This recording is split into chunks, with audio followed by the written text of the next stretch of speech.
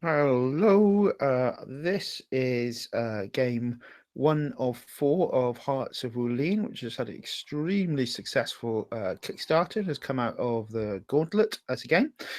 We are playing a 4-part story, which is based upon a number of the themes that you see in the classic Chinese novel Outlaws of the Marsh, sometimes referred to as the water margin.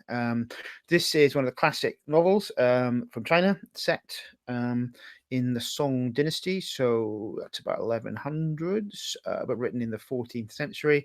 It deals with an over feudal imperial empire and state which forces people out into the margins and become rebels and eventually taking down the empire. Specifically, I put a bit of a twist on it. There were 4 masters which have balanced the world for a number of hundred years. The youngest of them grew envious, and within living memory, relatively recently, took the throne and their wisdom for their own, defeating the other masters. There are dragon-faced warriors, or masked warriors, sorry, which run across the land, and these are the imperial and tyrannical enforcers of their rule. The secrets of martial arts, the world of Wuxia and Wulin, are all but lost and forbidden. And in the margins, there are still heroes or practitioners who help resist the tyrant. So I'm going to ask the players to introduce themselves one by one and who they are playing. And I've got some establishing questions that I'm going to ask them to answer as we go through this. So I'm going to go in the order that we have you in my character. Keeper and Ludo. We have you first. So would you like to introduce yourself and your character, Green Owl? Hello, I'm Ludo. I go by any pronouns, and I'll be playing Green Owl, the energetic, chisel, middle-aged, legendary thief and lead of the infamous band of outlaws and thieves, the Village Forest emissaries, which still take no heed of the false law in preserving the legacy of the fallen masters. Excellent. So I'm going to ask you, Ludo, what is the name of the province that we are in at this present moment in time? So the name of the province, it's called Bianchi. And tell me something about it. Bianchi is famous for its massive steel lake at the center of it, and while most of the, well, prior at least to the imperial occupation and their efforts, most of it tended to be in this primordial mountain and forest state. There were a lot of farmlands and village around the lake, and after the imperial occupation, their power was centralized on the lake, making it unsafe for everyone else. But they are slowly, bit by bit, taking apart the natural environment where rebels have fled to. Thank you. And Leandro, you're next in the sheet. So can I ask you to introduce Sable Serpent? Can do. My name's Leandro. I use he and pronouns. And for the series, I'm playing Sable Serpent. Uses she, her. She is the student. Looks fairly unassuming with hopeful eyes, a porcelain face, and a dark and stealthy dress. I've been told that this playbook immense I to revel with naivete, so that should be fun in a series involving having to fight oppression. Basically, she's part of this group called the Blooming Lotus sect. They are kind of a fairly religious group who kind of espouse a belief in keeping the world just balanced. So, although whatever the balance is, it's what they determined. And to make a long short of it, they are kind of like assassins, and Sable Serpent is new to their order. I don't think she's actually performed any assassinations of her own. She has been an apprentice so far, hence the student role. She fervently believes in what the Blooming Lotus sect does, and all this current upheaval is maybe a sign that the sect's influence and ability have waned in recent years, and so they've had to send out an apprentice like Sable Serpent to basically take in as much as she can from outside of the sect. So she's here to learn and hopefully not have her hopes and dreams crushed. Um, that might still happen. Maybe. So did I'm sorry if I missed it, didn't hear this. Did you choose which of the sort of sub archetypes under student did you choose? Were you a hopeful apprentice, wandering monk, or a younger sibling? I went for hopeful apprentice. Hopeful apprentice. Lovely. Excellent. And Sabine, can I ask you to introduce? In fact, sorry, yeah. Before I do that, I forgot to ask Leandro a question. Leandro, what do we see that reminds us that this place is under the cruel tyranny of the Fourth Master?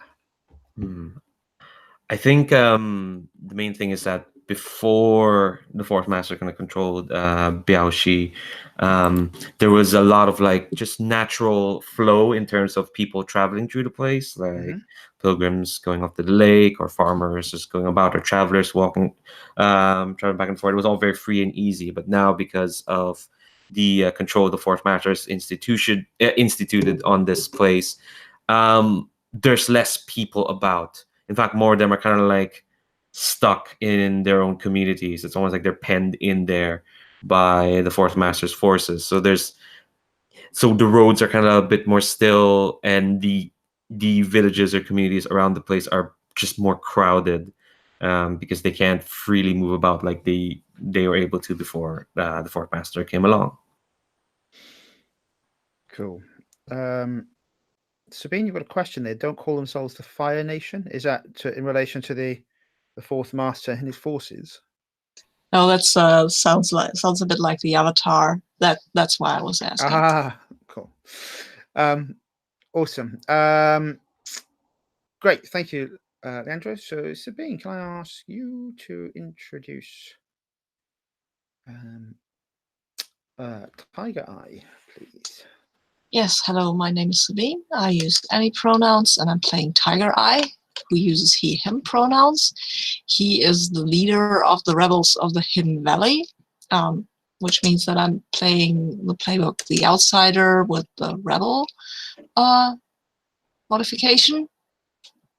Tigereye used to be, I think, something like a magistrate or something before the rise of the Fourth Master, a really quite powerful person, and he owed his loyalty to the old regime, which was quite nice. Maybe his family was actually quite important in the valley, but after the Fourth Master rose to power, his father was killed and his mother died. Previously, doesn't matter, but he fled. He didn't mean to, but there was really kind of no choice but either die or flee, and he did. And then he established the rebels in the Hidden Valley, and now he has sworn to take back control of Bianchi for the people and the rightful balance between the masters, which he believes in.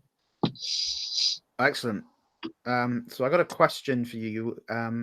As we mentioned, that martial arts and practitioner of it is forbidden for all other than the Dragon Warriors.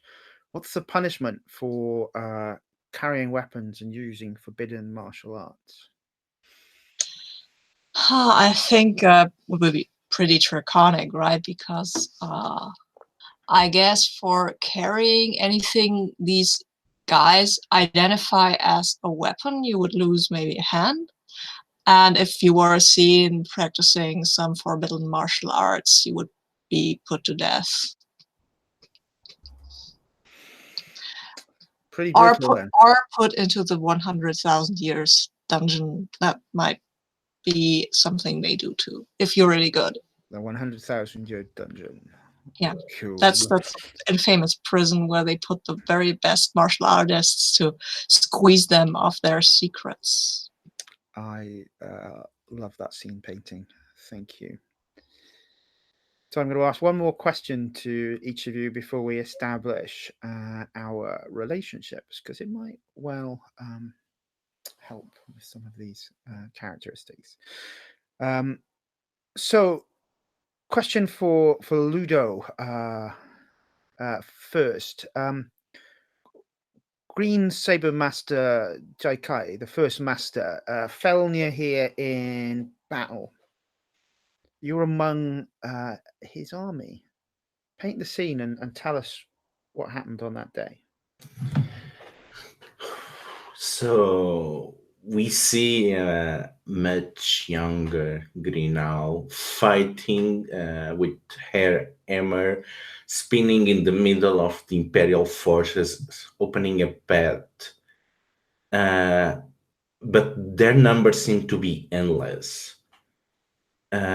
They are the only one getting closer to JK, that is surrounded by row and row of enemies, and they are able to stand the ground until suddenly they fall to their knees. A masked killer rising from behind them, and Grinal is there, hammer in hand, ready to deliver the blow for revenge, but she stops, and for some reason she stands still as the assassin of Green Saber Master Yaki just walks away unmolested. Interesting. So how long ago was this? I would say 20 years or so. So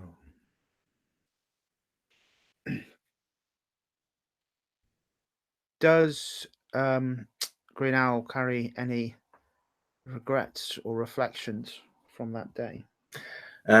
Yes.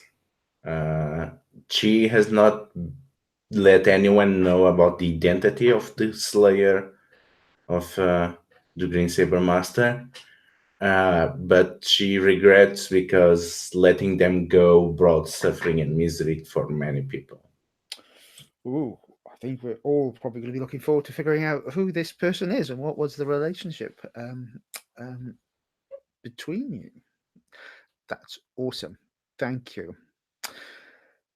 Sabine, the forces in the regions, they're usually held by one of the higher ranking officers called a custodian. The custodian in this area is called Tian, and he is the keeper of the Red Dragon Mask.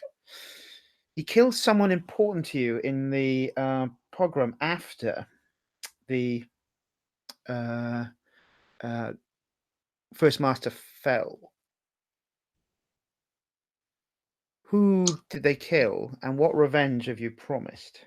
Well, that has been 20 years ago, as we've just learned, right? Or can we have it a little bit closer? You can have it closer. This can be after the fourth master has I suppose taken control of the kingdom. Yes, then it would have to be my father, of course, who was the custodian of the region before. What was his name? Tian? Tian took control? Yeah. Yes. He killed my father. Now he has to prepare to die, I guess. So was your father a martial artist and yes, a warrior? Of course he was. My father was a martial artist. He taught me the Imperial Dragon style, which used to be quite well respected, actually. But right now I believe it's what these masked guys are using is a bastardized version. of the Imperial Dragon style, but not the real one, of course, because they don't know the secrets that my father held and that now I am privy to. So, yeah, he was a martial artist. And is Tigereye the last practitioner of the Imperial Dragon style, or are there others? As far as he knows, he is. I don't think he's the last. I think he's teaching people. Mm-hmm. Secretly, of course, in his rebel army thingy, Rebels of the Hidden Valley. It's probably a bit much to call it an army. There are some people. Does your father have a name? I suppose so, yes. You want a name, right? You can answer in a second if you would like, but I think we should probably name someone that important. Yes, I think his name was... Oh, I like that one. Peerless Falcon. That's quite Falcon. posh. Did Tian kill him in a duel, overcoming? No, of course not. A duel. Oh. No, of course not. He couldn't. I mean, maybe it looked like a duel, but my father was poisoned beforehand, so he fell to Tian. But I saw that duel from afar and couldn't intervene, but it was pretty clear that something was definitely very wrong with my father. Do you carry any? How does Tigereye then feel that he could not intervene and save or avenge? Does he save his father? Avenge, we'll find out. Couldn't save them. He feels guilty and enraged because he couldn't save his father, and he blames himself a little bit. But that was a few years ago. I think he was quite young at that time, but not young enough to not have any idea how to fight. I think he was maybe 16 or 18 at that time, and he feels like he should have saved his father. Nice. I think we can establish that Tian is not a nice guy. Leandro, you're carrying something of great importance for your faction, Handensteinly. What is it, and who do you have to deliver it to? I think I'm carrying one of the sacred texts of the Blooming Lotus sect. It's one of the more foundational pieces, a very important piece called the Many-Folded Path to Purity. And it's basically it's basically a treatise on how to achieve balance with nature, as in like what sort of living one must have, or what kind of people one must have in this world or in the state to achieve equilibrium with the world around you. And it's a bit, it doesn't say like, oh man, these kind of people probably should die, but it kind of does. There are like certain people that this treaty say that like it should probably, like, bad people just deserve to die. Like just some people just should be, world would be well off. And I think I'm kind of part of why I was sent to this place is to deliver to my teacher, who is already in the province.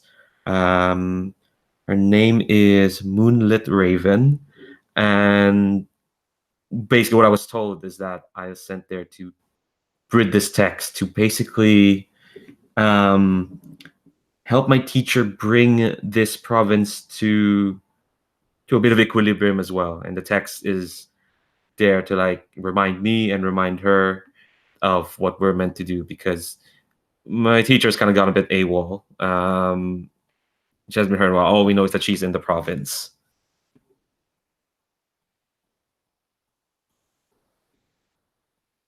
You're muted there, David. See, my wife played her first game on the Gauntlet this week, and she was doing that mute thing. And I said, it doesn't matter how many games you play, you will continue to remember, forget to unmute yourself. I've got 2 questions, other questions I want answered, and I'm let these go to anyone who's got a great answer. Who do you love in this village? Should we make our entanglements before answering that? If you would like to, we can definitely do that. Let's do the entanglements then. Because I mean, we all have somebody A we romantic, love, yeah. so Mhm. could be a person of the village. Cool. So they say there is a everyone does have a romantic entanglement, which is part of the character as well. So if we go back to your character sheets here, I think we'll go in reverse order this time. So Sabine, I will start with Tigereye. Okay, so my romantic entanglement is that I love somebody, but somebody else has seduced their family with wealth, status, and power. Huh. I don't know. I would like to have the first somebody be a PC, but that's kind of hard because you're both not from around here, right? Or is the Green Owl's family from around here? I mean, I don't think that matters to her. She will say they are from around here, but I think they are not really. Okay. Maybe I'll look to for a different entanglement then, because I don't know. I would really like to have this with, or maybe I'll start out with being in love with some village person, and of course it was my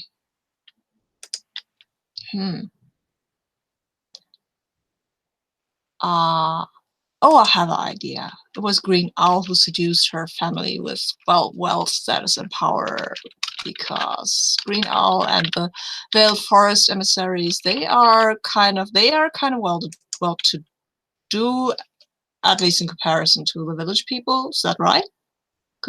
Is that possible? Yeah, I mean, what good is being a legendary thief if you cannot get legendary loot? Okay, so I love this innocent little, or I think I love this innocent little village girl, but you have seduced their family, and now she is kind of thinking about how well I could be a thief, and I'm like, no, this is too dangerous, and also it's illegal, which kind of is beside the point anyway, because I'm a rebel, but and now she needs a name. She needs a name, and her name is, I think her name is Ming, because, come on, not everybody needs a fancy name.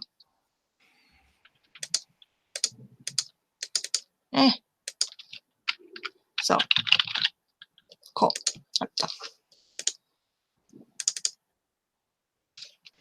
So let me just be sure I understand that. Ming is now attached to the Veiled Forest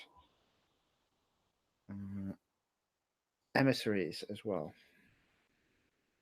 Lovely. Let's start building up these horror next. Yeah, let's see. I love blank, but my teacher blank killed someone dear to them. Ooh, can it be that I love Tigereye, but my teacher Moonlit Raven killed someone dear to them? And so it's like what's the name of that master? Custodian Tiam is a terrible person and a chicken shit that he didn't even poison Tigereye's father himself. He contracted someone else to do it for him. And I think I know this because that was the last report that Moonlit Raven sent out. Here's what I did in this province. Killed some guy. Peerless Falcon and all that. And Tigereye's cool. That's I think that's how Sable Serpent sees him. He's quite cool. He's clearly someone who's fighting against corruption, and just being a rebel is quite interesting. So I'm a bit enamored with that. I know my teacher who we're about to go meet in the province killed his dad, so that's gonna be fun. I quite like my teacher as well. So we're setting up a a rivalry between, but probably a problem. So with, did I not write that?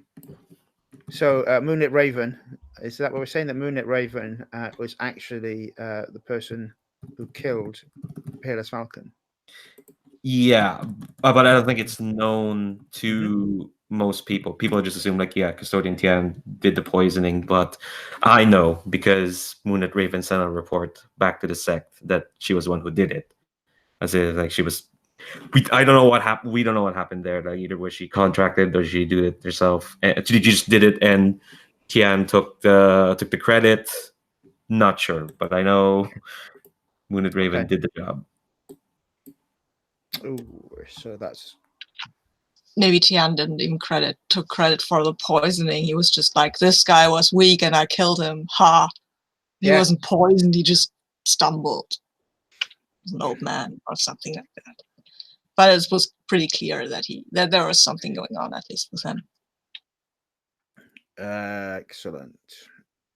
Green Owl, can you choose a entanglement you'd like to define, please? Yeah. So, because I'm a thief, there is some sort of imperial emissary trying to chase me.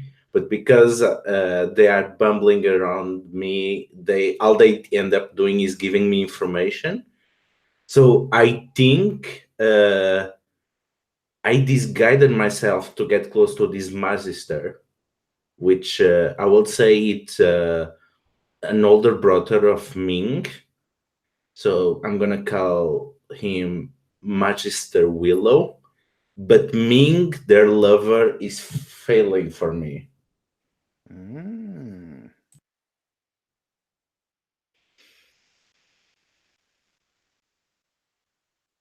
So, Magister Willow is that presumably means that they are also connected to the Fourth Master and the Dragon Empire. Yes. That's correct. They are probably the local force of authority.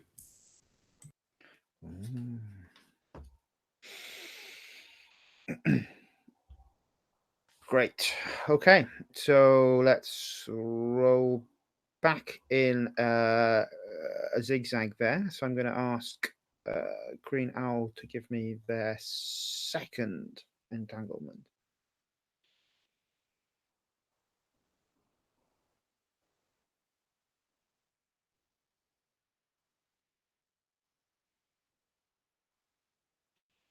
If you're ready, Ludo. If not, I'll go through to Sabine and we'll go back in the same order. I'm still trying to decide, but my current idea is I have hidden my true identity from Tigereye because of my past with Custodian Tian. But I'm not entirely sure. Someone has any other suggestions? So I think before people came on, Ludo and I were talking about potentially that Green Owl originally was maybe one of the members of the Dragon Empire, but now is not. Is that correct, Ludo? Or some ties, Yeah. either to magistrates, the Rising Empire, or something, before she found the foolishness of their ways. So maybe she had some connection with Custodian Yan or other enforcers of the Dragon Empire. I certainly think Custodian Tian could be fun, and I'm pretty sure I really would like to see the reaction from Tigereye if he finds this out. Yeah, I think I'm gonna go with that then. So are you sibling or a lover or what? Or just a, I don't know, just a sworn servant or something like that? I would say maybe Custodian Tian was my parent.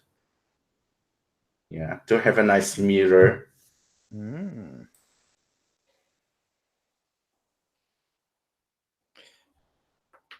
So he was your father, and he killed Green Owl's father. That feels totally melodramatic to me. Amazing. Cool. Sable Serpent. Let's understand your second entanglement. Yeah. Actually, can you give me a minute to like think more over it? I certainly can. Tigereye, have you finalized your entanglement? Well, I have my enemy has sworn to kill me, but I've promised somebody else that I will not harm them. So I think the enemy who has sworn to kill me might be Magister Willow. But if I've promised Ming, then I'm really tied up with Ming. But it kind of makes sense that I've promised Ming, or maybe I've promised Ming's mother, because I'm hanging around Ming's house a bit, and then I'm getting into things with Magister Willow. But Ming's ma told me, please don't kill my boy. He's stupid, and he's not really evil. He's just misunderstood or something like that. And I think Ming's mom will be called, she needs a name. And she will be called, that's no, Ageless Chan, yes, right, no. Dragon Fist Killer, it's not fitting. I think she will be called Calm Waters. I like that. So, if I again to make sure I'm understanding this, Magister Willow may not be irredeemably evil. He's Ming's brother, and he's kind of bumbling, if I understood Ludo right, and giving out information accidentally. But he might not be really evil, just kind of stupid. Yeah, more like, more like someone that buys the propaganda and thinks that they are doing the best by joining the Dragon Empire, but they kind of don't realize that they are the instrument of an oppressive regime, and that they end up not being very good at the job because they still have good instincts. I love him already. Awesome. Sable Serpent, have you come to conclusions? Kind of. The second entanglement I got is an enemy blank has come to me to change their ways, but I know my friend blank will never believe them, and I'm unsure as to, at least with the existing NPCs we've had. Like, I know we can invent more, but and there probably will be more next week when we have a fourth player. Definitely will be, and just for players, or there will be a fourth player coming, and I'm working on a little hack which includes some of this and some of masks. So each session time will have passed, okay, between the sessions. So if there's something you want to point it at later on, but you probably do at least want to point it at something today, even if we don't grammatically bring them in. Yeah. So I'm still a bit unsure about this entanglement. I might have to invent some new characters unless folks have suggestions on this. If the entanglement doesn't work, we can always reselect it, or it may come through in play. Maybe something will leap in. Maybe this enemy who came to you could be, I don't know, Tian's daughter or sister or engaged person, someone like that. Yeah, it could be. I like the idea of being Tian's daughter and being then also Greenwall's sister or half sister. Yeah. Well, that's interesting. Let's give them a name. It's not true. Dragon Fist Killer. That's a cool name. Give them a first name. Huo. That's what I'll call her for now. Huo Tian's daughter. Give them a two. It's come to me change their name, but I know my friend who So if I'll probably establish another new character. I didn't come alone. I probably did come with someone older who can, because it'd be weird if they sent a student, a naive one, with the sacred text just by themselves. I mean, I know they're probably testing me or something like that, but yeah, I think my friend who's a bit more cynical. Let's name them.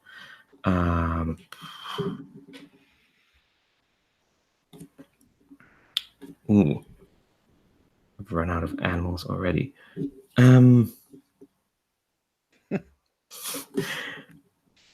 sounds kind of early? That's right. Or call him Stubborn Donkey. At least behind their back, call him Stubborn Donkey. Oh yeah. No, they're Stubborn Donkey. You know, I'm gonna put that there for now. I'm sure he'll protest on what his actual name is, but could that be Magister Willow? I mean, he sounds like the kind of type who gets called Stubborn Donkey behind his back. Oh, so I mean, have I made friends with Magister Willow? Why not? Maybe you were friends before they became a magistrate. Maybe he was part of the Blooming Lotus sect. Ooh. It's either that or maybe the reason why I'm sent to this place because I used to live here. I knew Magister Willow back when, so I knew the family back then. So it probably means, that means my family is in this place probably somewhere. Oh yay. Yeah, so but we lost connection after I joined this sect, which I'll find out why. But yeah, I know, I like that. I'll put down Widow. Lovely. So now we've pointed everyone at each other and across from each other, and we figured out why there are bad guys here. I would suggest we just take a let's say about a 5-minute break. Just come back as well. Yeah. Ludo? Do you want to finish the questions, the established questions after or before the break? I think if I go back to the two that I haven't answered, one, who do we love in the village? Someone loves someone in the village. We know that my brain here a second. We know that Tigereye loves Ming, and the last one, if anyone would like to answer it, when you were last starving, you stole a chicken and eggs to feed yourself. Who faced punishment for your actions? Do you feel shame? Would anyone like to? Who might have stolen when they were an outlaw?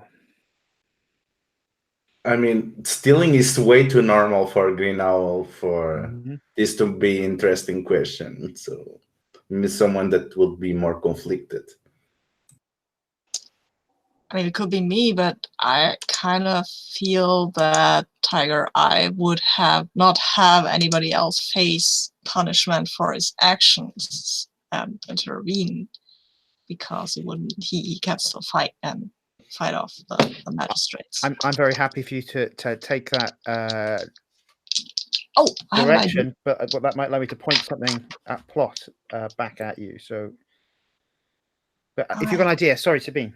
Yeah, I got an idea. So maybe I was starving after my father was murdered, and I was freshly an outlaw, and I stole a chicken and their eggs, and I felt deeply shameful about the whole act in the beginning. And then it appeared that some vagrant was accused of the crime, and I only knew it at the last minute, and then I intervened and I got him free, and now he's part of my gang, and he isn't very well. He's kind of a comic relief guy in this rebel thing, kind of guy who's always drunk and who always makes mistakes, but I stand by him because I brought trouble on his head, and also I have since paid the people who I stole the chicken from back. But cool, that sounds great to me. Do you want to name him? Yes, I do, but I have to find a name for him. And hasn't got to do anything with donkeys. So I think I will just name him Y. Yes, he's named Y. Foul, yes, thank you. No. Yeah. Who gets to live next to that beautiful sounding church bell? I just heard that church bell. That's my church bell. Awesome. That's oh well, yeah. Yeah, I know. Right. Maybe if you hear it all the time, maybe not too much. Right, it is 11 o'clock. Should we take about a 5 minute or so break, folks? Then we come back in and hit the first scene and play through for an hour and a half. Awesome. I'll see you in 5 minutes.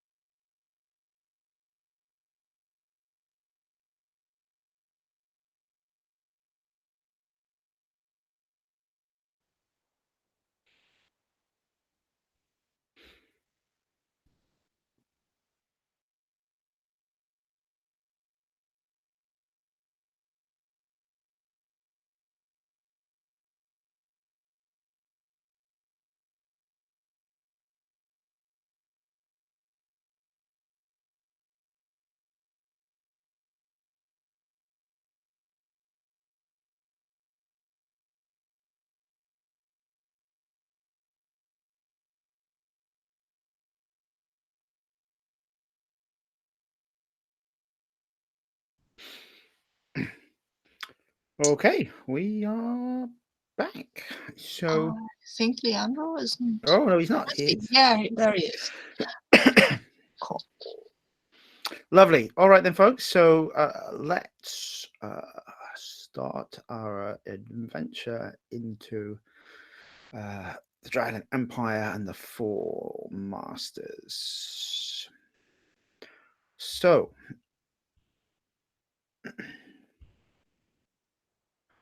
where do we find Green Owl as we pan in to find her for the first time?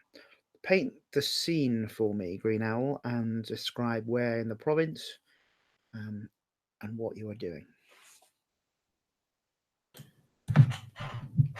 So we describe it. There is this big lake where most of the civilization around the place is, other than the outlying villages. And this lake is connected, well, without the lack of proper roads, it's the main connection to the empire proper. And there is a lot of ships going in and out, and we see Green Owl on the coast following with particular interest a ship which she suspects is carrying some precious prize that would vex the empire if it was lost. Awesome. Sable Serpent, same question to you. How and where do we find Sable Serpent? And show me an example of tyranny in the city as we do this. Ooh, I think Sable Serpent is off to a clandestine meeting. I'm thinking it's probably around the same time as Green Owl's around the lake, but this time I think Sable Serpent is in the city proper. And yeah, I think paradoxically, the congested nature of all these people cooped up in this city has actually made it easier for her to slip through the cracks, so to speak. I mean, she's not like worried. She managed to like winkle some official papers out from. I don't want to use that word winkle again. Make a note of that. Yeah, she managed to get some official papers from her friend Willow because that's who she's off to meet. Kind of like a let's catch up, if not probably talk. Sorry for the random out of the blue message a couple of weeks ago. Can we talk? But yeah, there's a lot of like folks who are kind of just huddled in groups, not knowing what to do because usually, we should be out farming, but there's like official times when the gates are open and we have to petition the gate master that we're providing a service to the community. So there's a line at the gate.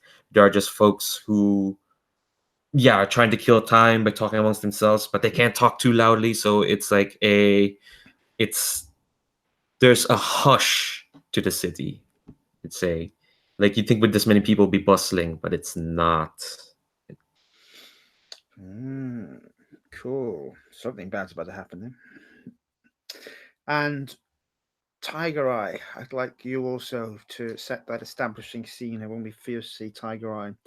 But I think Tigereye is probably confronting some piece of injustice that he could not walk away from. He may already be in trouble.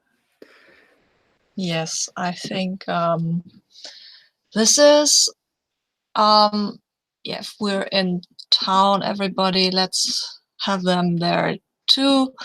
I think he has contacts with Ming and with calming waters. I have to look, calm waters, who as maybe his point of contact. And then in that street there is a potter, I think, and he has one of the soldiers, while marching by, smashed his pots, but because he was careless. And the potter was like, "Hey, watch where you're going." And then it was like, "What? This is not a way to talk to a soldier."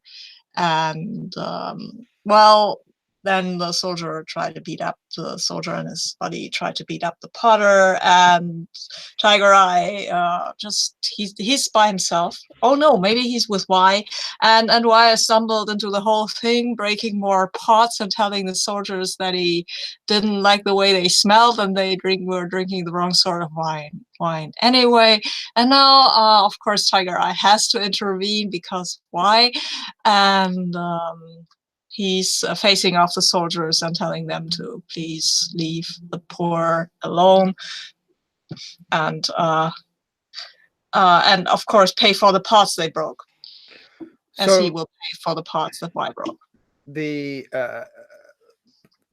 Let's say the sergeant of the squadron of guards, they are dressed in the uniform which all dragon guards in this province wear. Ludo, what does that look like? What are you looking precisely for? Sorry. What does the color or uniform of the dragon guard look like? Oh, I would say that it's this dark, thick bordeaux, and then you have bronze inlays where the armors meets the uniform. And basically, the higher in station, the more bronze you can see over the uniform, as they have more and more heavy armor. Wonderful. And Leandro, describe the dragon mask that they all wear, these faceless thugs. I think they are impressive, even for thugs.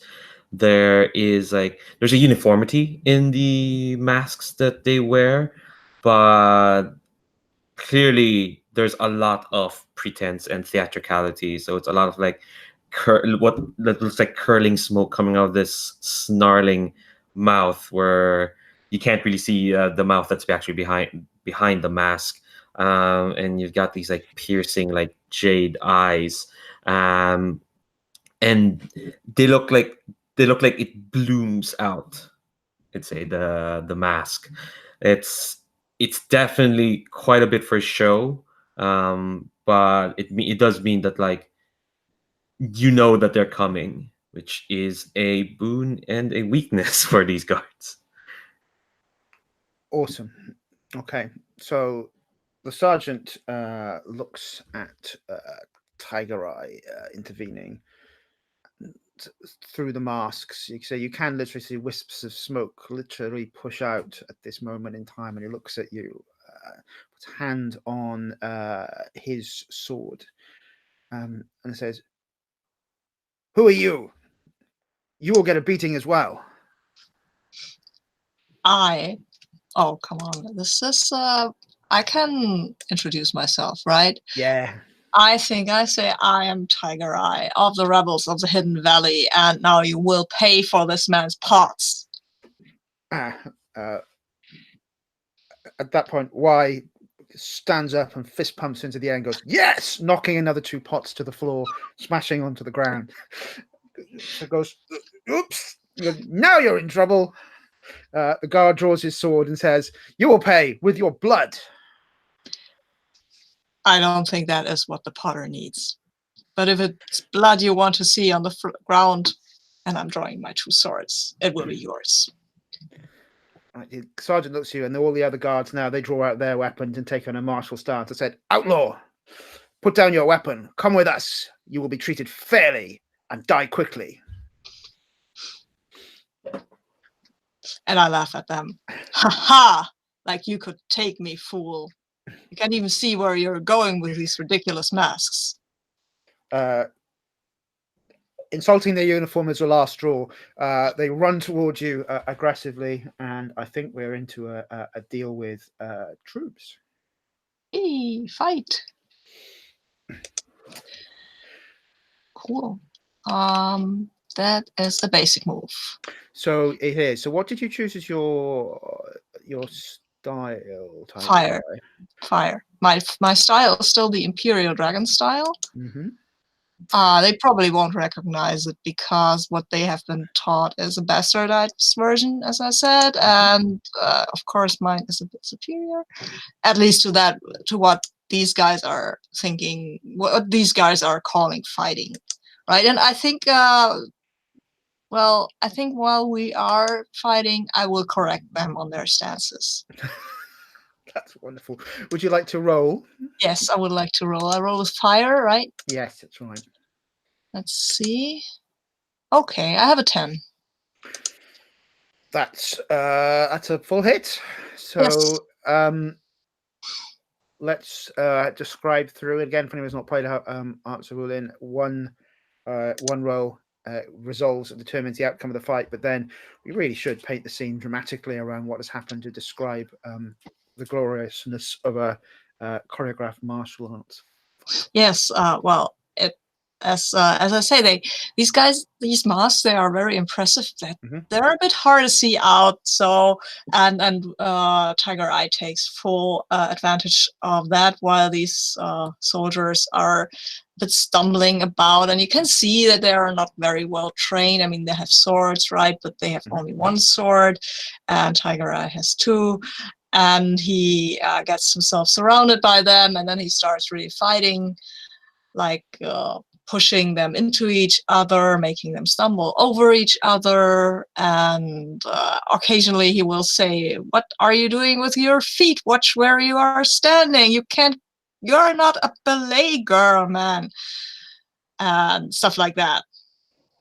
And he will mostly leave them groaning and still alive, of course. He will leave them groaning and lying over each other, and then he will get up to the sergeant and look at him, and probably the sergeant at that point will know that he's been overmastered, and he will snip the money purse from the sergeant's uniform, and he will say, "Well, nice meeting you," and snip the money towards the potter. And then he will take Y and they will go. And maybe Y has hit one of the soldiers over the head with one of the pots, destroying the pot. Yeah, that seems appropriately. Hit him over the head of the pot, falls down. What is Y's normal weapon? Is it something like a cudgel or a staff? Is it? I think Y's normal weapon is whatever is in close reach. And yes. Cool. So if he was a player character, he'd probably be an unorthodox then. So yeah, that's fine. You hit him. One of the guards on the ground, he does kick once and then lifts away the coin pouch and says, "Aha! And this will pay for my damages. And there is money for tea." I will ignore that because I'm a rebel, not a thief, but the tea must be paid for. Master, I'm only stealing from the unjust. It is not a crime. Big puppy dog eyes.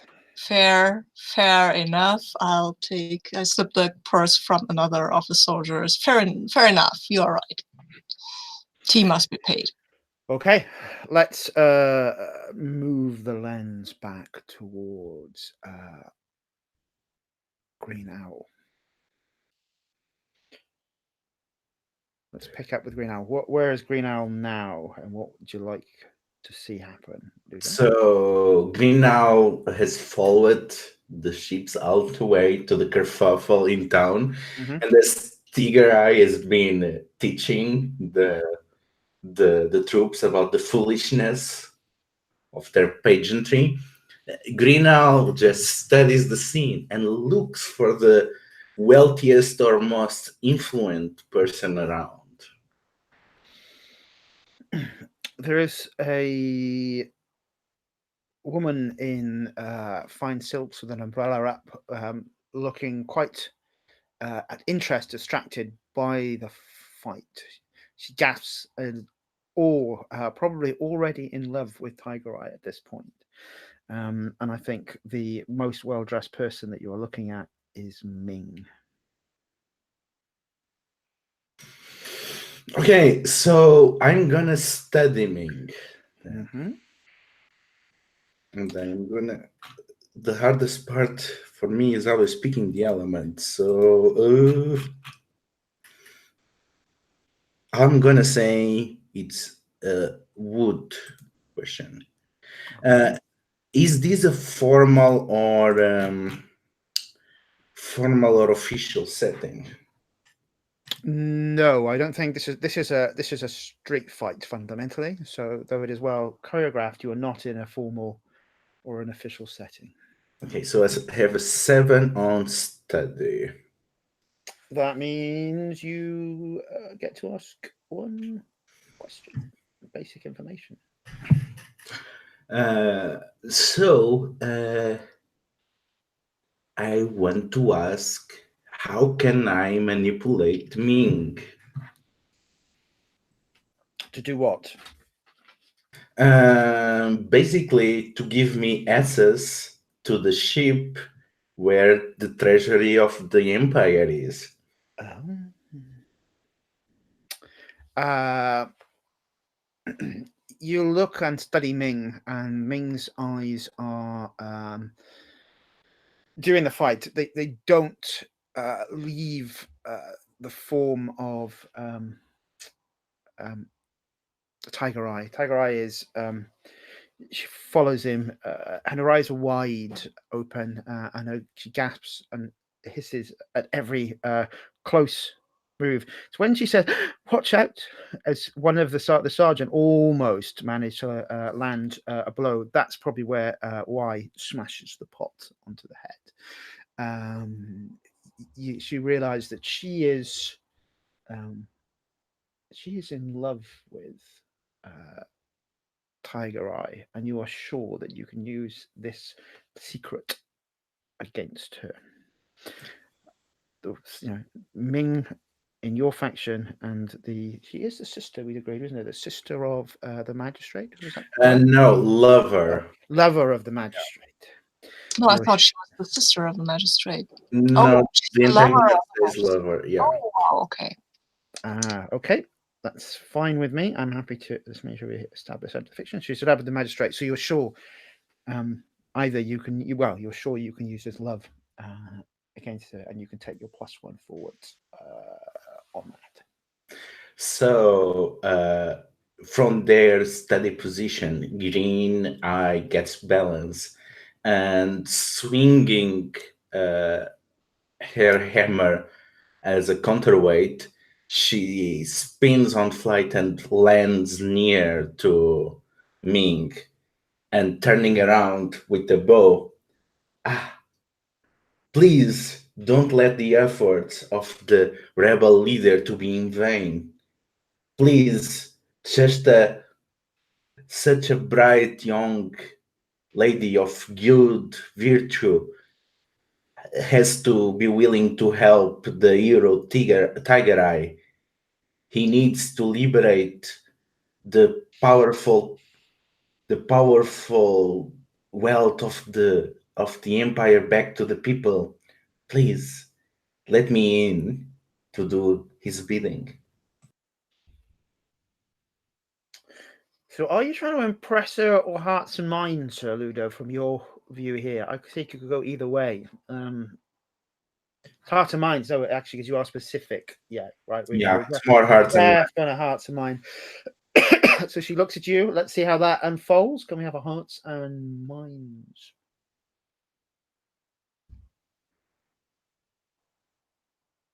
Don't say this is fire. Mm-hmm. Creativity and passion. That seems appropriate. So an 8.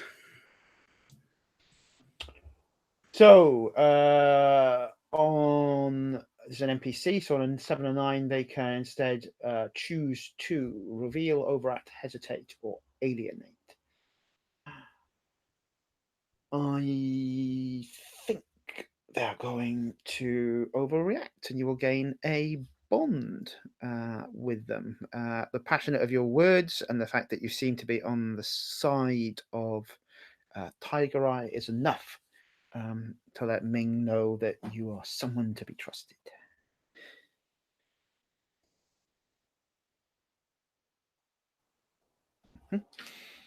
Ludo is right. He's put a comment in, and that's my mistake that I forgot to do bonds with other PCs. So once we end the first scene, we'll just take a moment to put those back into place.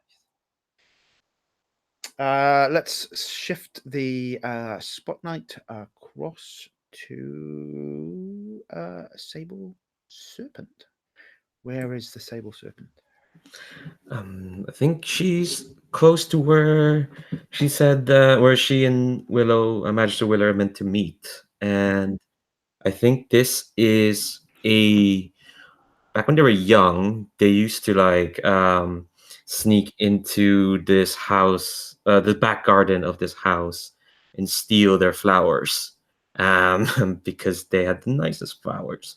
But after all this time, Magister Willow has gotten wealthy enough, probably thanks to some owl or whatever, to have outright just buy the house. The garden's still there, fairly well kept. But I think Sable Serpent sneaks into it the way they used to do, which is like, over the wall, using some strategically placed no, not pots. I don't know. Pots, yeah, sure, you why not? Some strategically placed pots. She's a bit more nimble than when they were kids, for sure. Okay. So you step in. The garden has not been so well kept. Perhaps more of it is given over to food rather than flowers and beauty now.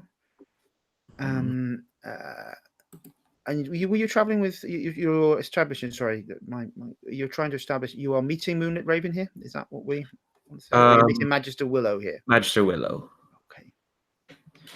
Okay. Magister Willow.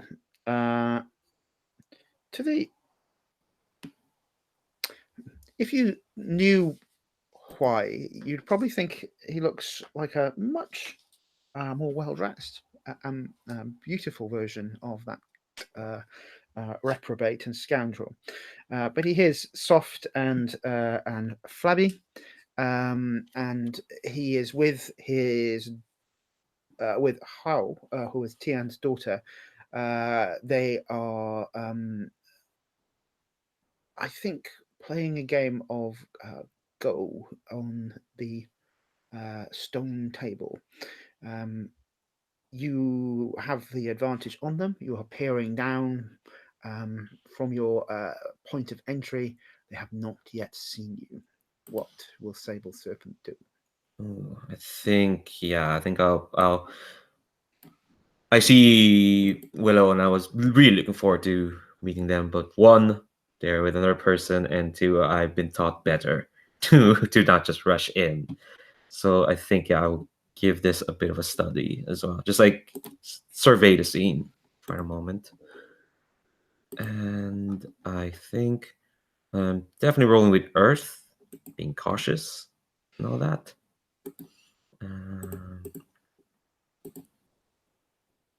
That's a 9. Okay. Let's see. Okay, I get one hold. Ooh. Okay, I'm gonna ask a question about the person, and I think the question is, what is Magister Willow's, like, from what I can get in the scene, what is Magister Willow's relationship with Huo?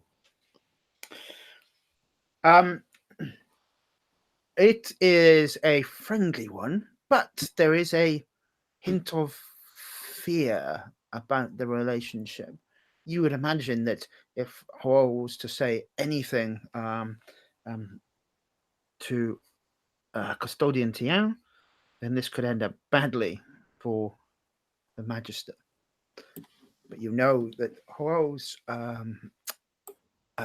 own emotions and spirit are in conflict at this time. Yeah. I think I'm going to very not awkwardly, but I think I've trained to this, to wait it out and wait out their game. And because I don't know if I want to talk to the two of them at the same time, and then have to mediate what I know or not know. I'm trying to be cautious. So I'm waiting for one of them to leave. Might be a So while. you then you wait for a little while till the game has ended, and well, stands and bows and straps back on her dragon mask, and then she leaves the courtyard, leaving Magister Willow alone. And Magister Willow is clearing up the pieces and opens up a little pouch and takes out a pomegranate and is starting to eat the seeds. Yeah. I think I'm going to drop down behind him and just say, whatever happened to the orchids in this garden?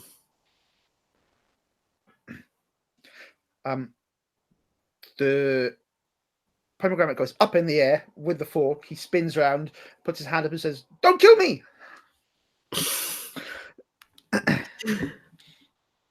And then he looks and goes, "Sable Serpent, it's you. Please, still don't kill me." Well, I'm not. Whatever you may think I do, I'm not here to kill you. I'm here to see a friend. Am I your friend? I could be your friend. Let's be friends. I think I'm a bit. I look perturbed at that and say, Willow, what makes you think we're no longer friends? Has much time passed? It says you are. You have chosen friends in the Blooming Lotus sect, whose friendship is known to change when the wind blows.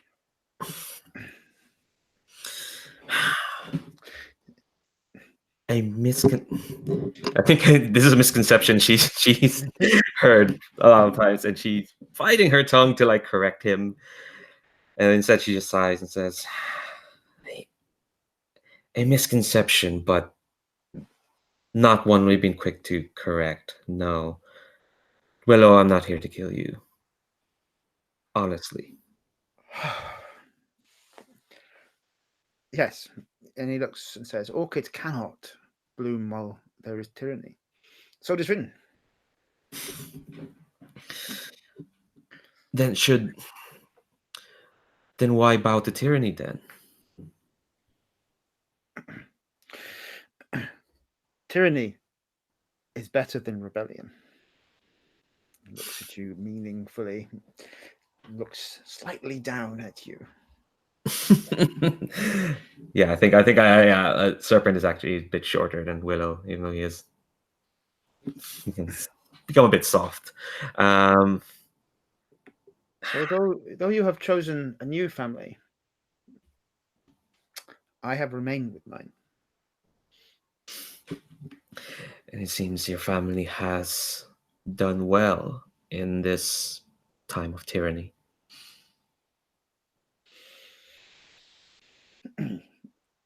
He sort of looks at you and says, "Well, I have done well because of my abilities and standing. I was the right magistrate.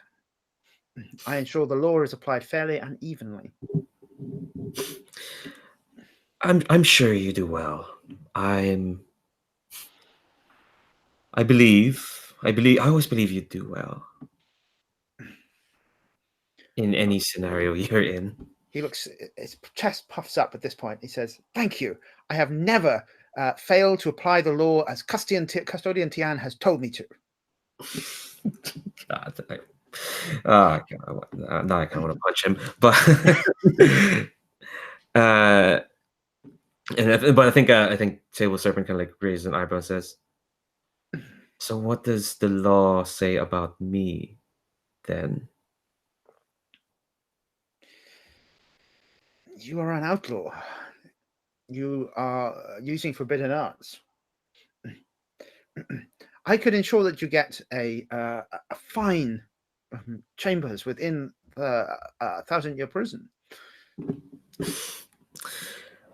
Well, He says, or I could forget I've ever seen you. Why are you here? you won't.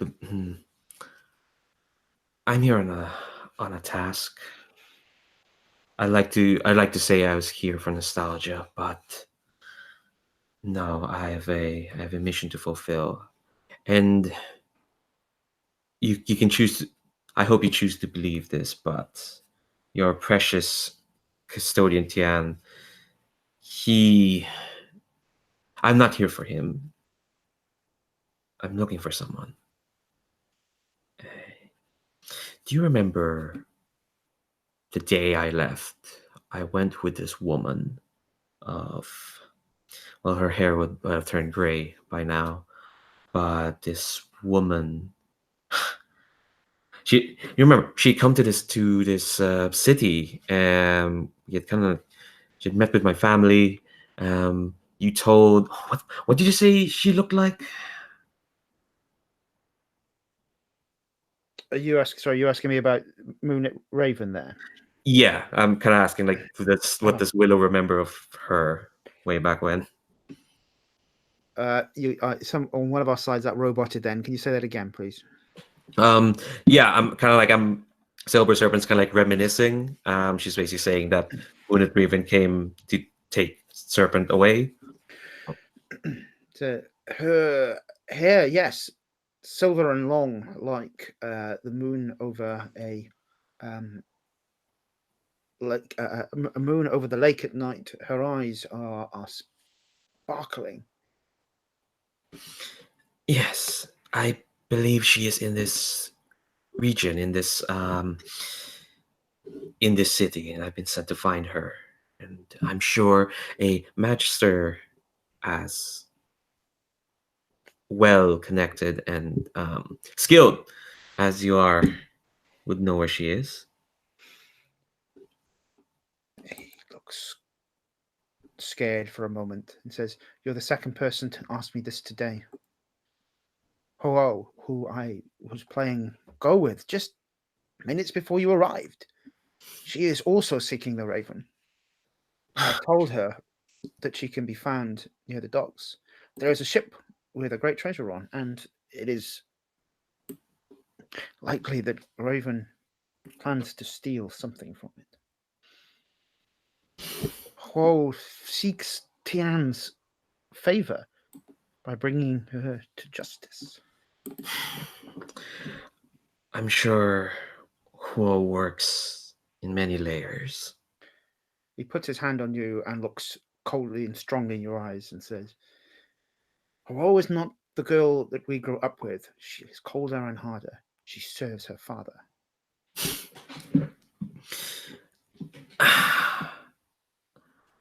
I'll believe it when I see her. It's a silly hope, I know. Things have changed so much. I wish.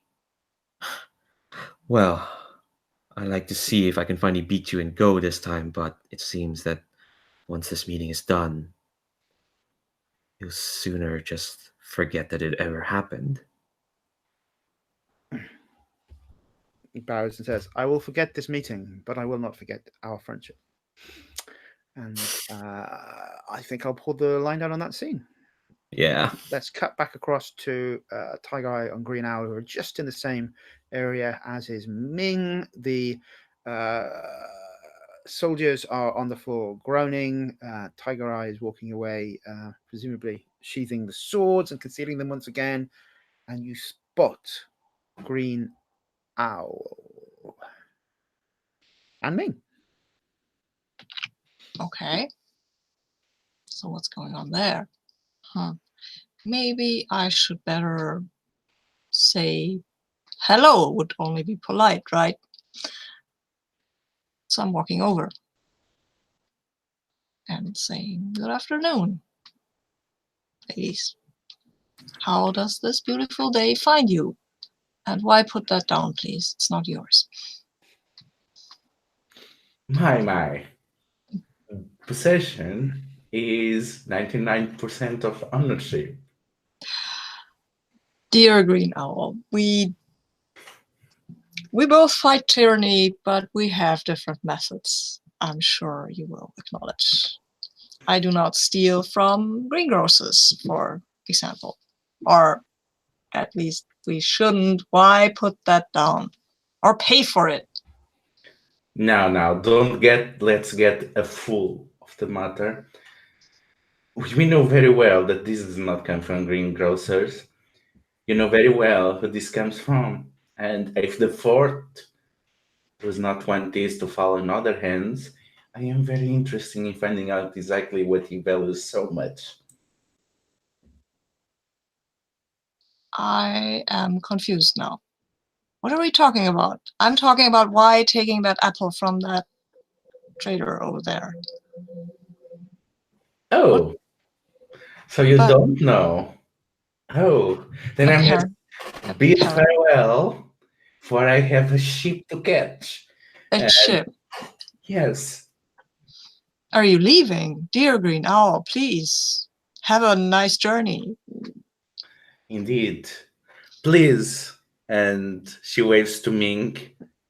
I'll never forget how useful you have been to the cows. Farewell, my dear child. And she tries to elude Tigereye and go for the treasure. I will ask why to follow her. Kind of stealthily, please, if you can. Because I want to talk to Ming. Why bows, nods, and says, "I will be like the owl at night," and stalks around the corner and says, "Oops!" as you hear him hit someone and something gets broken. Oh, well, he'll do fine.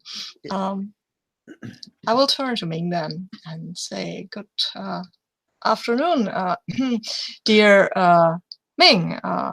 I did not know you were well acquainted with Green Owl and part of her schemes." I think Ming, when you say that, drops eyes away from you, and then she looks up and says, "He has helped my family. My mother thinks highly of him, and she has been kind to me as well." But what is she talking about? What ship? There is something that Custodian Tian is sending back to the Eternal City. It's important. There are many, many guards. Tian himself will escort it back to the Emperor and the Four Thrones. Tian himself, huh? I understand the interest. Forgive me, I am impolite. I have not inquired how your day has been going. She smiles enigmatically and says, "Better. Now I have seen you. You brought justice and fairness. That those guards were. You are a brave warrior." Well, these guards, they are just foot soldiers. They are belly trained. That was nothing. But to strike a blow against the custodian himself, that would be quite a feat. I think I will maybe make things a bit easier for the Green Owl by offering distraction. Thank you for your words. I hope we will meet again soon. Maybe give my regards to your lady mother, and I will be calling, maybe, if that's all right with you. She smiles and says, "Of course, you could go about your business, or we could take a walk." Yes, we should. Not now, right now, because of the ship, but we totally should do that. I am putting pressure on you, so I think I'm asking you to deal with an inner conflict. Oh no, yes, cool. Oh, my inner, I should have said with which element I was rolling with, right? Yes, please. Which I forgot, and I would have rolled with, anyway, I think with focus, with Earth. So I have a 7. Okay. Whatever that means. You may either flee the scene or mark an element. I will flee the scene because, I mean, yeah, well, all right, see you, bye. I have to go. Oh, shit, very important. Oh my God, what's, oh, by all the gods, what is Y doing? Poor Ming, she obviously just wants to be loved, and you've left her to go off and do rebellious heroing. What a bad boyfriend. Not yet.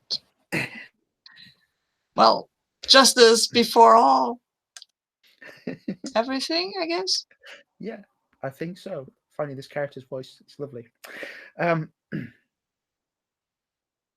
Good, right. So I think we'll. I think if I am correct, everyone is sort of making their move towards the docks and the ship. Is that correct? Yeah. So I think we will re-establish the next scene looking at the ship. Would Green Owl like to describe the ship for me?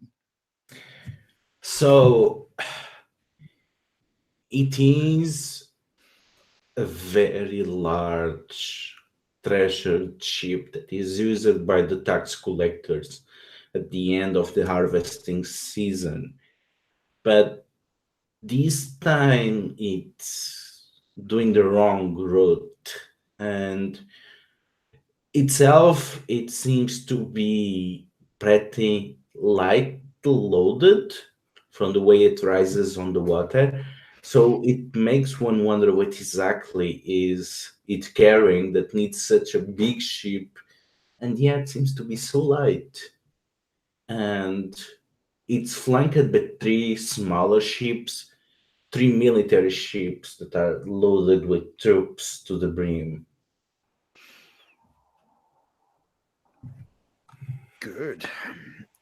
Sable Serpent, how unassailable are the forces that guard the ship on the dock side? It's unassailable in the sense that there is quite a number of dragon masks patrolling the docks. Again, they're very obvious. I think the way the ship is docked, there's like basically just one way into it, unless of course you have, I don't know, unless you figure out how to, I don't know, breathe underwater, which I don't know, some people might be able to do that. But I think unassailable in the sense that they're projecting an image of unassailability with the number of folks in masks, some of them standing, some of them just patrolling. It looks like a flock of dragons crowded around the ship.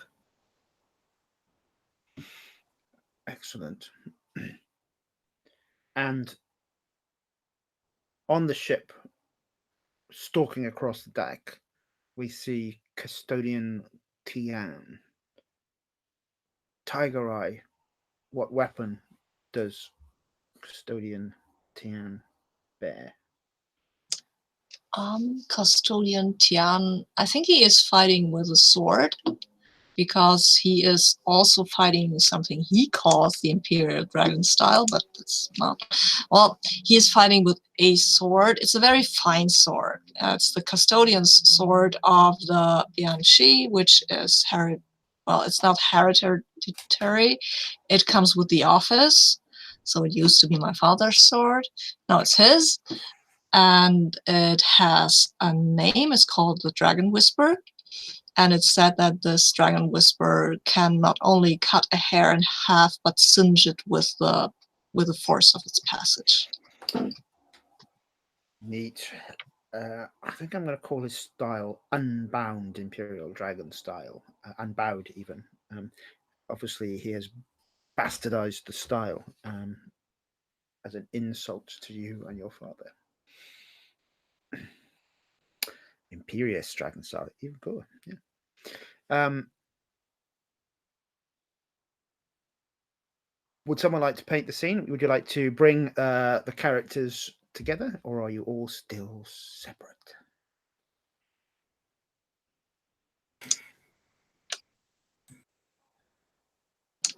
Go ahead, Lulu. You were starting to say something. Yeah, that's the thing. I think if we cut to Green Owl preparing to get aboard, Mm-hmm. I think depending on the questions that the study move gets, then each of the questions might tie one of the other characters on the plan. I'm very happy for you to take that lead. Let's have a study roll then, and then you can describe what's happening and how we might bring the others in.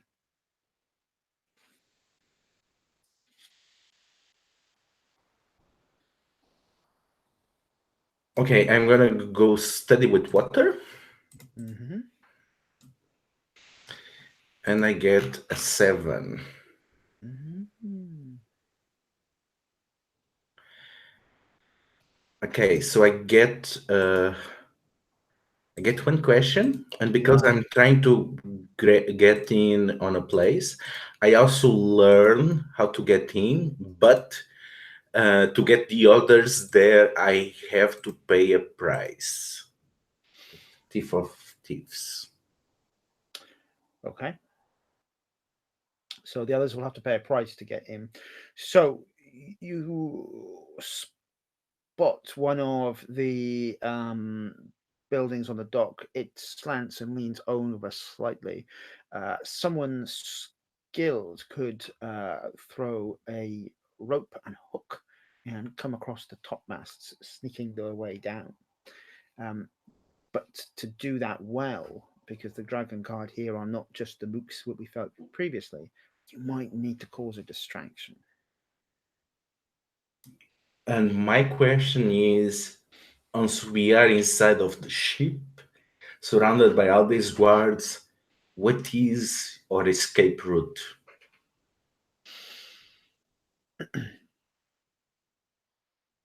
The best escape route would be lowering one of the smaller boats silently away and making your way out into the busy sloops and skiffs in the water. You think a small ship, a small little rowboat, could lose itself in the busyness of this dock very quickly. So I guess it's time for Green Owl. Once she stops the other two characters, when this mocking Green, she lands near them and puts her arms around their shoulders. Now, my friends, are you having some fun about the finest ships of the Empire? You want to steal whatever the custodian is transporting? I am very much in with this and would like to help you. Green Owl, I'm not here to have fun, but since we're here to assail this ship, then I'll lend my aid. But I have important business to attend to tonight. Oh my, are you not a bit too young to be so serious? You're never too young to be serious. Important business. That sounds ominous coming from you, but I think we all have important business in this town. My business is with that man, and I point to Custodian, but I will, for the time being, be content with thwarting his plans before I can get at him. Yeah, you can only kill your enemies once, but you can keep humiliating them every single day. I would settle for killing them once, but it is beyond my means at this point. So I will settle for humiliating them at every turn. Murderous swine. I kind of want wanted Sable Serpent to launch into a lecture about how humiliation is just it's a self-interested move because it only serves to benefit yourself. Better to just kill him right there, but no, she's gonna keep. She's got important things to worry about. But that's what's going on in her head. So, Sable Serpent, one thing you do spot as you saw her put the mask on earlier and spotted the specific sash and sword that she had, is leading the guards, or one of the guards on the gangplank to the ship, and seemingly to be taking something, marshalling the guards in readiness for something, is Tian's daughter, Ho. No one else will recognize her. You haven't seen her true face. But Sable Serpent knows. Yeah. What this is Huo is Green Owl's sibling, right? She's Tian's daughter. Green Owl, what is the relationship between Ho and...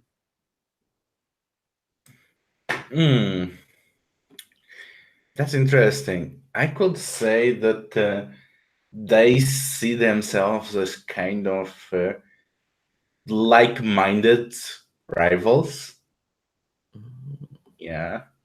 I wrote lagged on my end there. Sorry, Ludo. Could you say that again? Yeah, I think they see themselves as kind of like-minded rivals. You know, they realize that they want the same things, but they go to very different approaches. And maybe Raven does not entirely trust Green Owl because she knows that Green Owl lies a lot about her identity. Is this like a Gamora Nebula sort of relationship? Yeah, I would say that. Yeah, very fitting. Excellent. But maybe, because I'm picturing a bigger difference in age. Mm-hmm. So, Sure. there's also this element of filial piety expects them to look up for Green Owl, but the problem is it's really hard to look out to Green Owl, so they're gonna get frustrated because they are not a proper older sister. Excellent. Cool. Right, so we've got a half hour out for play, so I think we'll go dramatic into the scene in a few moments, but I'm just going to take a very short comfort break there, folks, and come back in about 5 minutes, and then we will get into the guts of this cumulative or final scene for the game.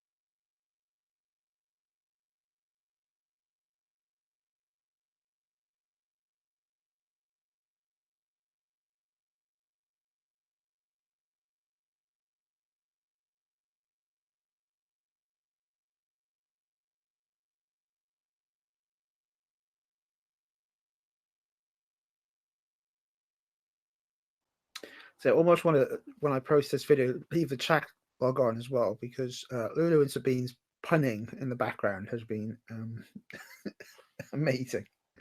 Occasionally catch something going, no, serious scene, don't laugh. Excellent.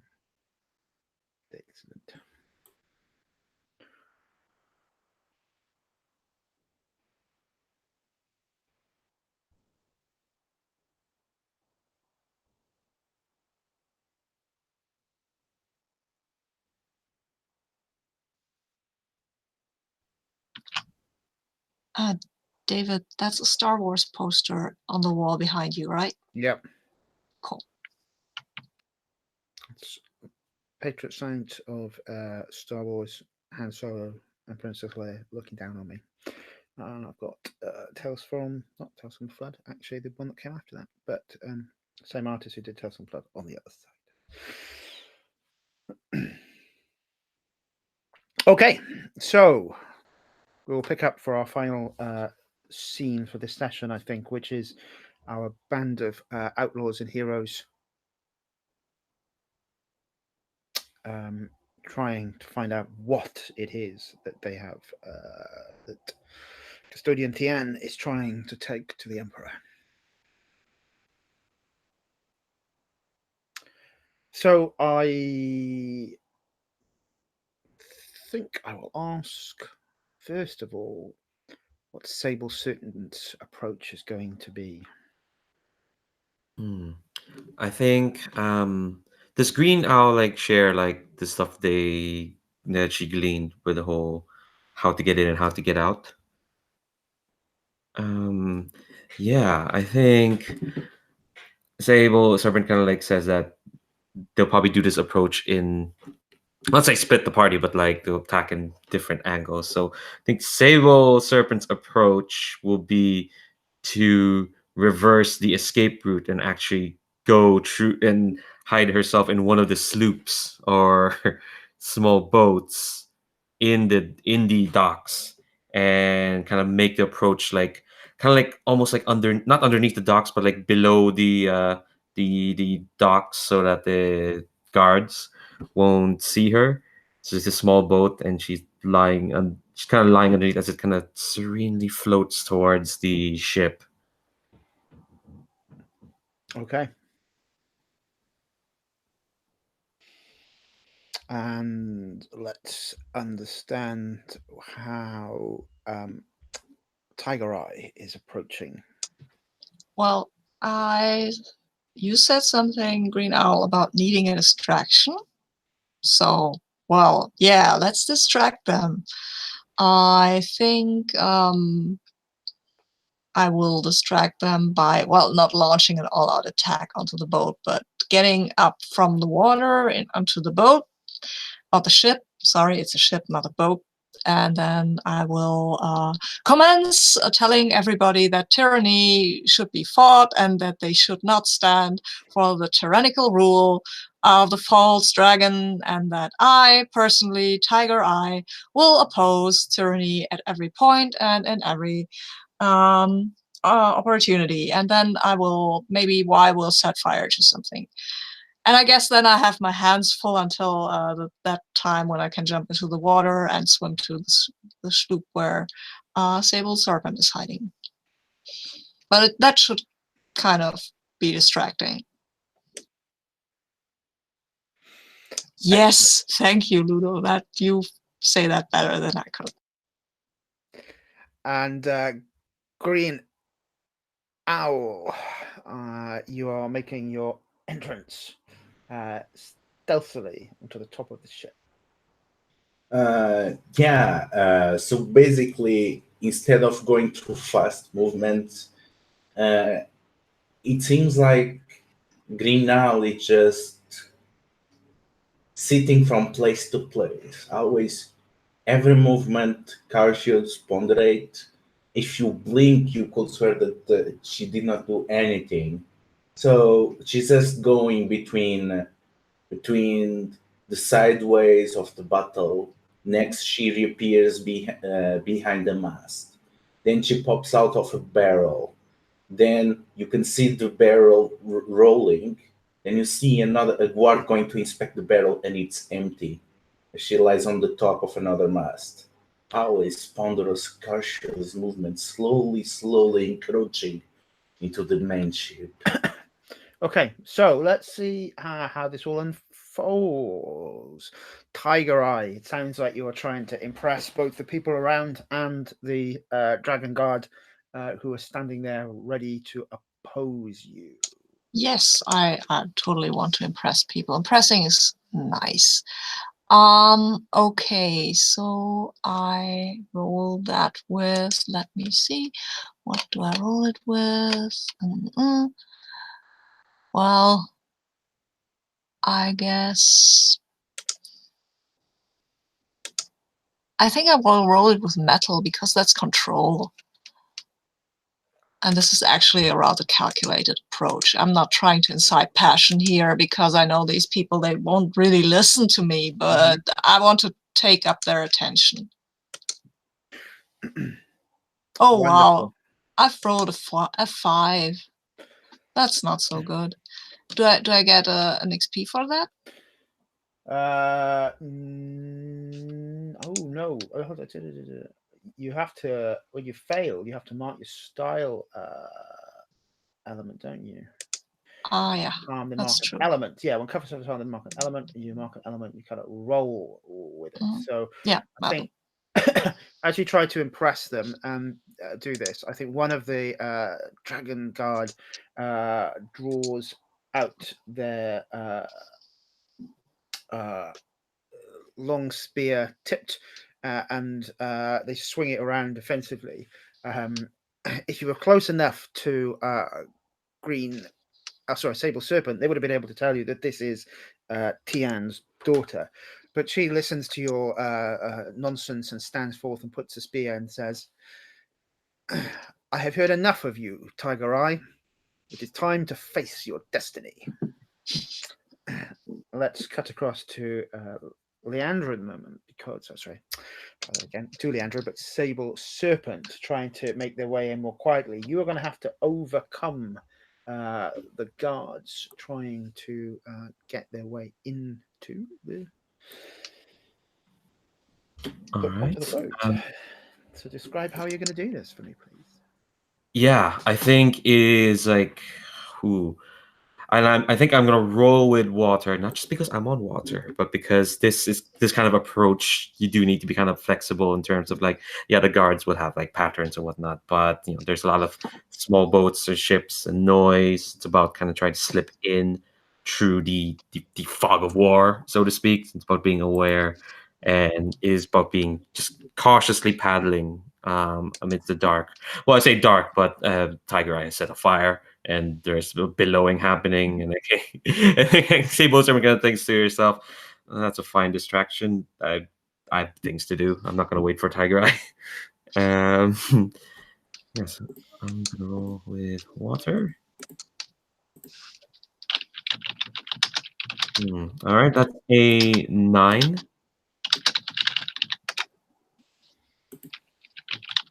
Oh yeah, the 7. Sorry. 7. So there is you succeed, but there is a complication. So you manage to get on to the ship, but as you're doing that, you've come up a little too close to one of the Dragon Guards, who spins round and faces you. Their mask is off. It's in their hand as if they were just adjusting it. They're younger than you, probably no more than about 15, and you will have to act quickly, or they will raise the alarm. Yeah, I think the instinctive thing Sable Serpent does is she is gonna throw a knife out, but the knife is gonna be handle first to try and hit it between this poor lad's eyes and knock him out. Part of what the Many-Folded Path says is that youth shouldn't be killed willy-nilly. Not in those terms. I don't think Wuxia China has the term willy-nilly, but I should. it's a useful term, but yeah, no, I think the knife is going to be thrown out with like handle first, so to try and knock him out. Okay, fine. We'll come back to that in a second, and just let's find out how Green Owl does getting onto the boat and to the treasure room. And it'll be an overcome for Green Owl as well. But because of your study previously, you've got a hold to take forward on this, I believe, as well. Okay, so I get hold and I'm doing the cautious earth approach. So, oh, good. That hold gets me to a 10. Full hit. Someone's had a good day as well, but your allies are taking all the heat from you as you manage to stick across onto the mast of the ship. Describe the graceful entry down the mast and into the treasure room. The entrance might be graceful, but opening the way is not. So she climbs to the top of the mast. She drops her hammer, and with all the speed that it gathers, it just opens a hole underneath the mast, all the way down into the vault. And then she slides around the mast at high speed, pulling out the cords, holding the sails on top as she goes down. And then she crashes down into the vault with the sails padding her entrance. Cool. This sounds really noisy, and it might draw some attention. Yeah, but it's the most awesome. You have to take risks. Okay. So back across to Tigereye. The masked foe is ready to confront you, and we are going to go into a duel. Oh, The nice. foe is on your scale Cool. as the figure takes this position to strike at you with their spear. That's nice. I will attempt to draw this fight out as long as I can to hold the attention of the soldiers and everybody else on the ship. Let's see. I roll with my style element, which is fire, which I'm actually quite good at. Yes, I have a 9. I might also burn the bond with Green Owl to get to a 10. I don't know if I want to do this. Let's see. They are on my scale. Huh. Oh no, I think I want to go for a full success. I will burn the bond because I'm doing this for Green Owl, so I'll burn the bond with her.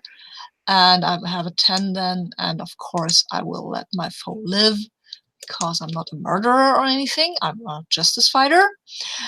And but I will, of course, as I said, I will draw this out for a lot longer than it really should take me to do this, like with lots of jumping around and knocking things over. And I think maybe at that point when the hammer drops, I kick down some barrel so the noise is explained.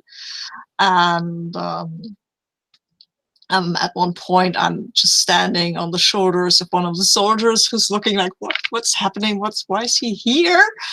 And jump with lots of acrobatics.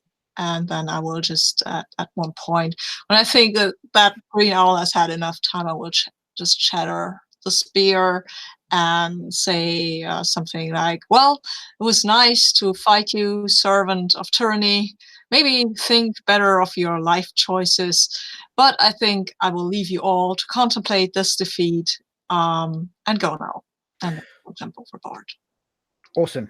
One thing you do note is this masked figure that you defeat.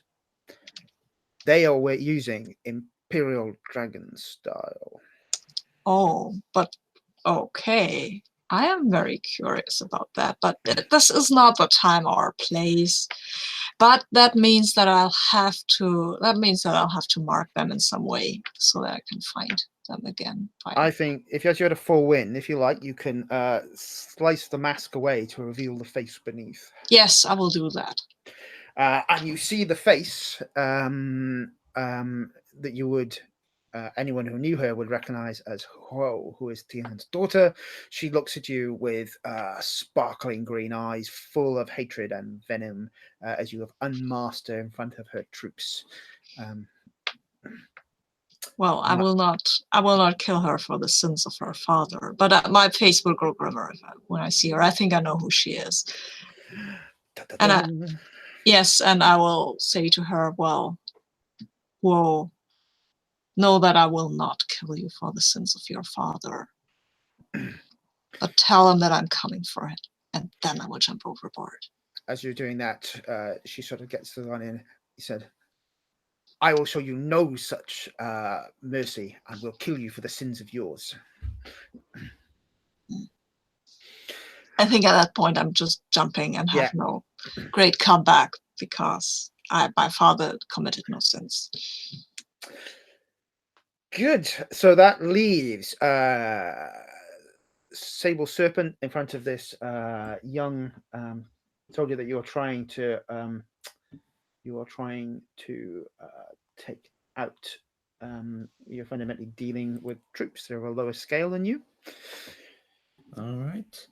Okay, so I'll roll my style element. This is a 1-to-1, really, actually. So this is a duel, but the foe is of a lesser scale, and Sabine, you should have marked an XP for Tigereye's awesomeness in that duel as well.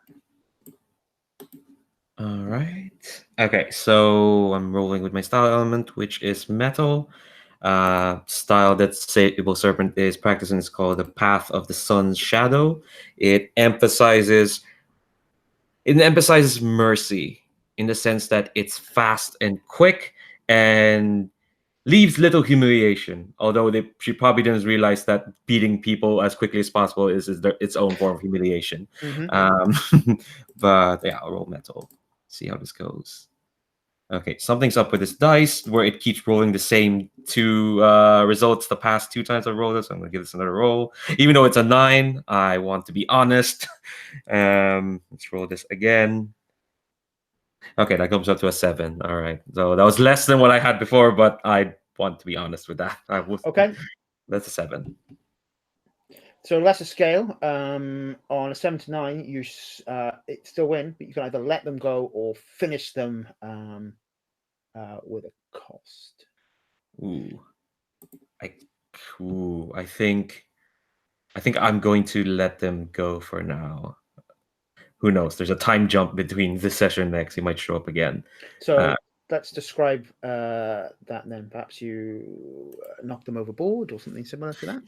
Yeah, I think I throw the knife. He kind of blocks it with this like short spear, but I'm already running towards him, and I use the other knife to like point this to tap the spear down, and then kind of leap on it and do like a running kick to his face. It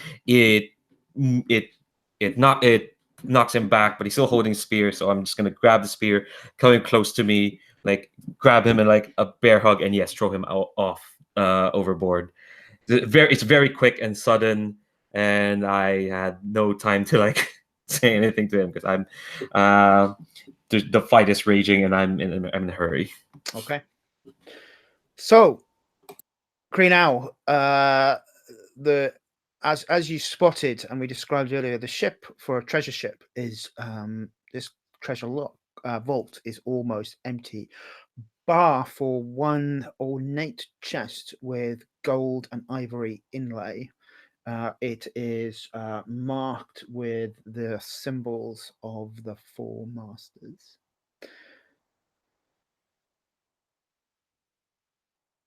What does Green Owl want to do? So Green Owl was not already expecting some big treasure, but she was not exactly expecting something from the 4 masters. she has not seen these symbols in years. So I guess she's going to study the treasure because she's completely flabbergasted. She has no idea what might even be inside. The trunk opens with a click, and inside there is the broken in half saber of Green Saber Master Jaikai. I think that's a clue for an inner conflict. Dun, dun, dun. Yeah. Okay, let's inner conflict that. 9. Oh wait, it has a conflict has a modifier. I think in a conflict's flat, I believe. Yeah, I also think so. It says here, roll anything except your style element. Oh yes. Okay, Yes. so Yeah. I'm gonna roll metal because I want to get in control, so I get an 8.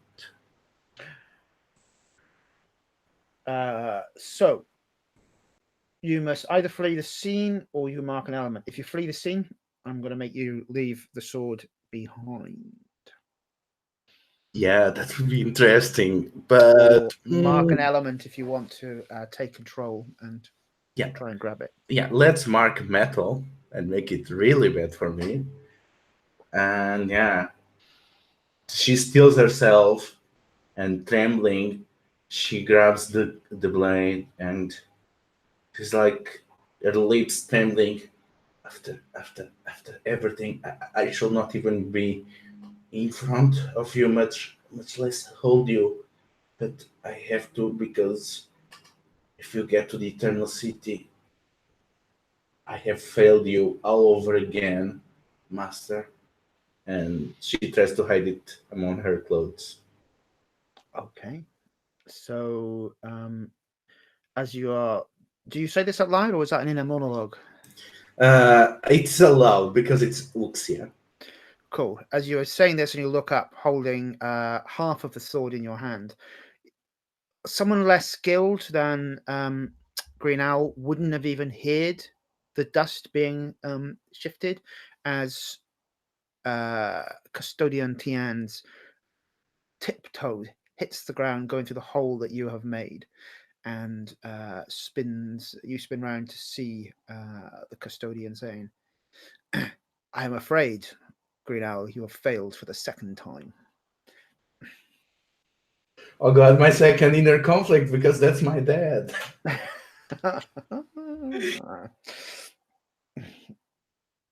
Right, again, I almost want to leave because especially as we've got. Shall we leave it on a cliffhanger? Yeah, and we start with the inner conflict next time. Yeah.